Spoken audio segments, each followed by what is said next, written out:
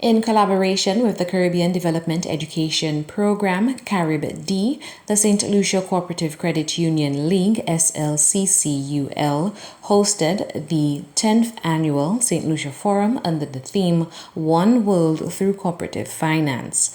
The forum was part of activities leading up to the celebration of International Credit Union Day and focused on the growth and changes to the sector. That is, according to Martina Belize, president of the SLCCUL. It is a very educational event. We have in excess of 100 participants representing various credit unions on the island. So at the end of the event, most of our cooperators would have had the updates as it relates to what is happening in the credit union sector.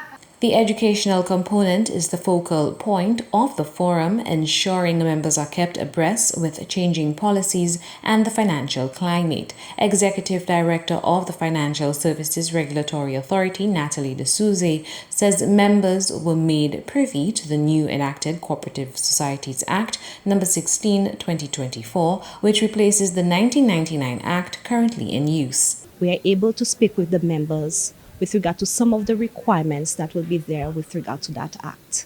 Some of the requirements include licensing process, capital adequacy, filing financial statements, also the issuance of the establishment of a stabilization fund, also a deposit insurance guarantee, and all other provisions, even that of the establishment of an apex body. These regulations serve to ensure the enforcement of robust governance systems.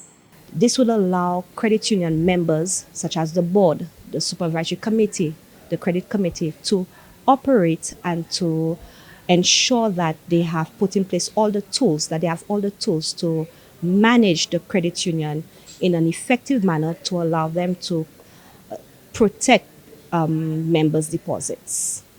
CARIB-D Program Director and Regional Consultant Melvin Edwards praised the increasing growth of assets of credit union in St. Lucia. He notes that this exponential growth of profits and updated act will further bolster public confidence in local credit unions.